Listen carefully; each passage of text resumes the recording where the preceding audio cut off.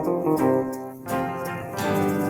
I'm the Spawn Ranch worker. All right. What's going on, everybody? Stoner Van Hound here. It is March 4th, 2019. And today on my show, what we're going to talk about today is the 1-year anniversary of Charles Manson's funeral. That's right. The 1-year anniversary of Charles Manson's funeral is actually coming up. It's on St. Patrick's Day, March 17th, 2018. That's when the funeral took place in Porterville, California. The service was performed by Pastor Mark Pitcher of the Nazarene Church in Porterville, California. It's already been 1 year. Well, it will be in about 2 weeks from now, March 17th. But today, what I want to talk to you about has everything that's gone on in that 1 year's time now from Manson's funeral. A lot's happened, actually. And a lot of the stuff you probably know about, some stuff maybe you don't. The funny part about this is that, well, it's not funny, actually. The ridiculous part about this is that it's amazing that it's gotten this far. I mean, in the time of his funeral until now, so much has happened.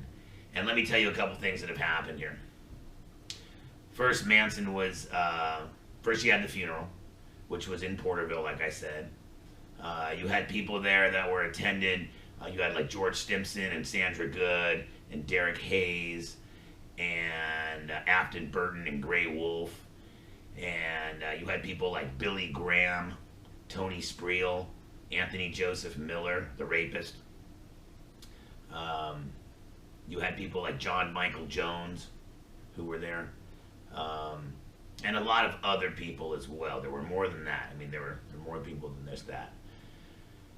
Now, and a lot's happened in that year. Now, since then, since his funeral, what we've seen is we believe that Robin Keats' son took a picture of Manson in the coffin and sold it to TMZ. And if it wasn't Robin Keats and his son, then it could have possibly been John Michael Jones himself taking that picture of the body in the casket, which some people have assumed it is. So some people think it was Robin Keats and his son who took that picture from TMZ, and then other people are saying it was John Michael Jones because he did have access to an open casket and being alone there before the service even started. So there was that. So there was the photo taken to TMZ. There was the ridiculous blood paintings done by Ryan Almighty, who came up with an idea of hooking up with Anthony Joseph Miller, the rapist, who is now looking at about 270 years in prison and is convicted right now in LA. He's right now being held in a Los Angeles court, or downtown Los Angeles jail, in the county jail. And he's awaiting trial.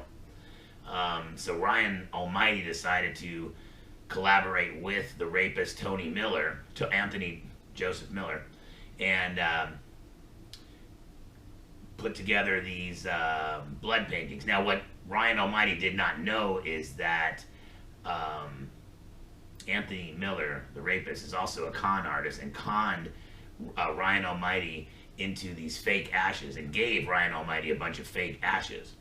So the ashes that were actually used for Tony's painting were actually fake ashes from Tony's barbecue pit, given to Ryan Almighty, which he made a blood painting of, which then the rapist Anthony Joseph Miller sold to Zach Bagans, or was it Baggins, or was it T Baggins? Is it Zach T Baggins or Bagans? He sold it to Zach Bagans for $2,000, and that's the painting that hangs now in Zach Bagans' haunted museum. Is a blood painting from the blood is Ryan Almighty's blood. It's a picture of Charles Manson, but the ashes are from the rapist Anthony Joseph Miller's barbecue pit in Pasadena. So those aren't Charles Manson's ashes. And Zach Bagans wasted $2,000 by giving it to a rapist for a picture he thought was real, but it wasn't. But now, since then, Ryan Almighty now has started to collaborate with John Michael Jones, who you see right here. Yeah. And they've collaborated for some Charles Manson paintings with some real ashes, which John has, and also some real Charles Manson hair. And they've gone about making prints and selling that stuff and stuff like that. John Michael Jones, we'll get to him in 1 second. Because Ryan Almighty, that's the only thing he has involved in this whole thing was just the blood paintings, and that's pretty much about it. John Michael Jones is a completely different story. He is sort of the, I don't know, kind of like the devil on the shoulder. He's like the devil on Jason's shoulder, whispering in his ear, manipulating him into doing certain things so that way he can also gain financial profits from this. You know what I mean? He actually wants to fill his pockets as well. And John Michael Jones had a lot to do with the horrible filming and the whole debauchery of fucking of Charles Manson's funeral. The reason that Charles Manson's funeral was completely ruined was basically because of John Michael Jones getting in Jason's ear and working with Zach Bagans and really just, you know, selling Charles Manson's body. I mean, really, what I actually really should be doing is making a video called "The Man That Sold Charles Manson's Body," and that's John Michael Jones, with the help of, you know, Jason Freeman. But they, you know, so that's basically what's happened here is that John Michael Jones and Jason Freeman have sold, as much as they want to say they're stepping up for family or they're great friends or they love Manson more than anybody or whatever it is they're saying, they basically sold Charles Manson. That's all they did, was just sold the corpse. This wasn't a funeral. This was a movie production. So Charles Manson still hasn't had a regular funeral. All he's ever had is a movie production. Everything is always profit when it comes to Manson. Everything always has to be filmed and documented because everything's always worth money, and he couldn't just have a regular funeral. So Charles Manson to this day still has not really even had a real funeral. He's just had a massive video production that was orchestrated by John Michael Jones and Jason Freeman and Zach Bagans of Ghost Adventurers, or Bagans or whatever. T Bagans, Zach T. Is his name Zach T. Bagans? Is that it? T Bag? I think that's what it was. Zach T. Bagans. The funny part also. So that's also what's going on, is the whole funeral. Now after that, the whole funeral. After that, now the. After that, Jason Freeman had some items of his grandfather's at his house, and he decided to donate them to Zach Bagans' haunted museum in Las Vegas. Jason Freeman was claiming that his house now was being haunted by his grandfather. These items that he had in the house were haunting him now. One time, Jason said a story of he pulled up to his house and his phone rang, and the call was coming from inside the house, and nobody was there. But it was his grandpa calling him and haunting him, and he got in the car, he took off, and you know, and he swears that his grandpa's trying to call him on the phone, and all these ridiculous things. So he donated. This is what he said. He donated, but really, what they mean is sell. But whatever, we can use the word donate. So he donated, wink, wink, some items to Zach Bagans for his haunted museum. You know, some bone fragments and ashes and the blood-stained sheet that was over Manson. There was some blood on it. They're going to give him that. Also, the wristband that you see here. Manson was wearing a wristband. They're going to have that there. They're going to have some other stuff there that Jason says now is haunting his house. And he has to donate it now to Zach T. Bagans.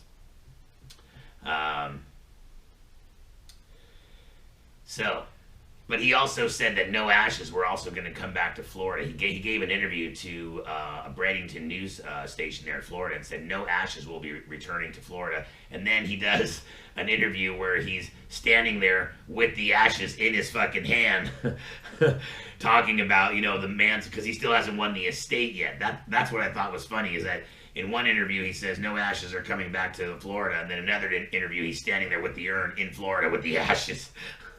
You know, the one thing about Jason in this last year, he hasn't been able to make up his mind. The couple of things that Jason has done is first he thought he was cursed and he wanted to get baptized. And Zach T. Bagans had him baptized because he thought he was cursed. Story, what you've overcome, how you are now. I want to lift that curse off my family name. I want to be baptized. I just want to show the world that change is within us. I want people to see that if I can change with my family roots, that everybody's got the opportunity to make a change in their lives, and if they can build their energy off the positive energy that I carry and that I have, even though I've been through the gauntlet. Well, being here right now, this is your first step. We're going to be a part of it because we've arranged for this baptism, and we're going to do it. Really? Yeah. All right? I want to put on a shirt that my grandfather sent to me, and I want to wear that shirt in the baptism. Absolutely. And I want to lift this curse off her name. All right. So Jason Freeman wants to wear, this is him on with Zach Baggins getting baptized in a shirt that his grandfather sent to him, which is impossible. There's no way his grandfather could have sent him that shirt. That's not from JCPenney, not that shirt. Maybe it's Grey Wolf's shirt, but it's not. It wasn't Manson's. It's because it's funny because you see him and the rapist Anthony Joseph Miller standing in court. He's wearing the exact same shirt. The shirt that he got baptized in is the same shirt that he's wearing with him and Tony Miller, the rapist, in court one day. They're standing there. I'll show you the picture of them standing there. It's the same exact shirt. So now he thinks he's cursed, right? He totally thinks he's cursed, and now he wants to get baptized to get rid of his curse. I tried. But listen to this. You know, it's like you're cursed, but yet the weird thing is that when you're cursed, why would you say stuff like you want to know the truth and shit like that? And First year, that was one of the hardest things of my life. You're confident, brave kid. Fuck you. I'm cold too, man. I feel hard like a bus. Is this the right path? My father committed suicide. What's going to happen to me? Is this in the family tree? Is this in the blood?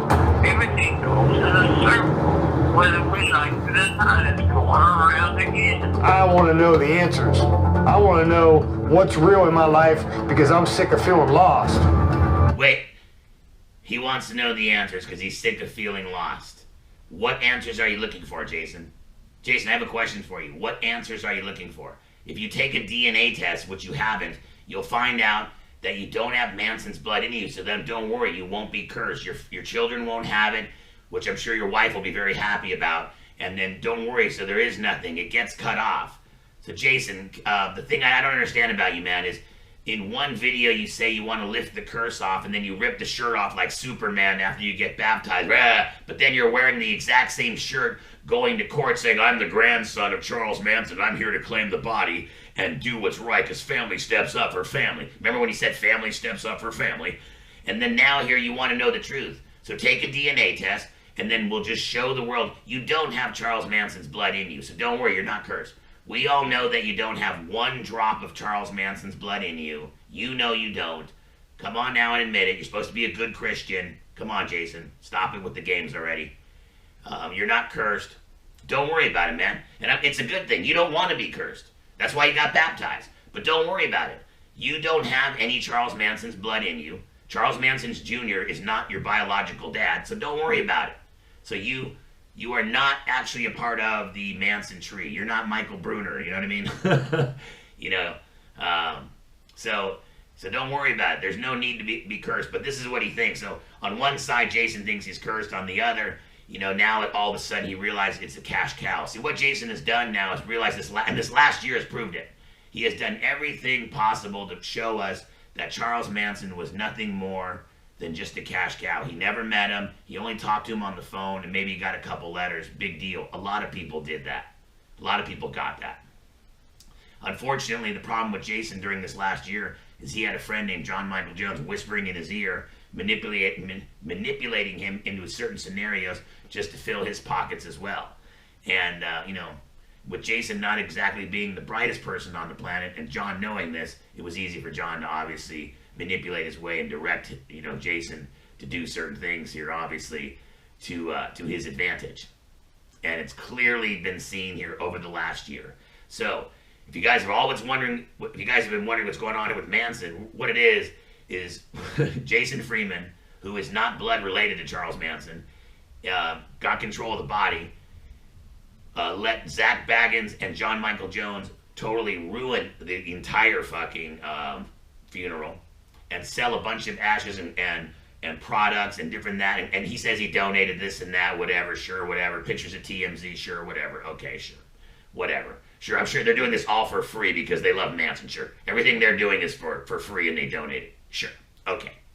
Yeah, yeah, sure, I'm sure they're just so loving they did it all for free. Yeah, right. And that's basically what's happened here in the last year.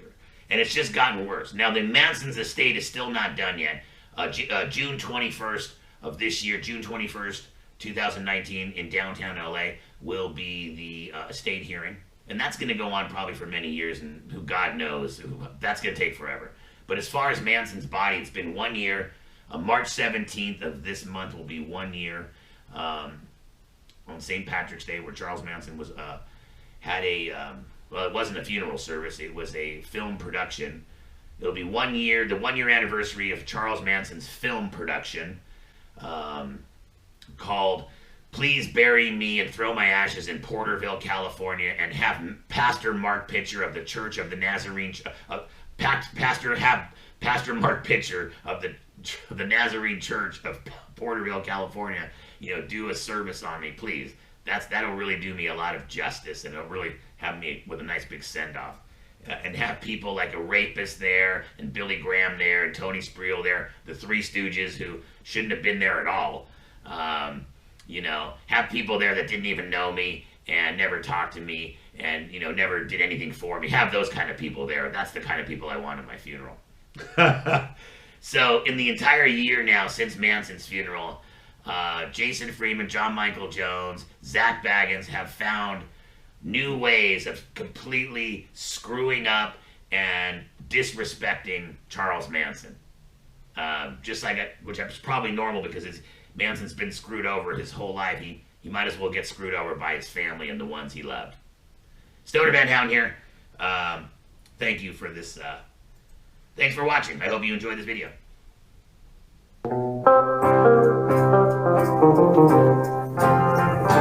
Well, I'm not a small ranch worker, and it fits me to a T.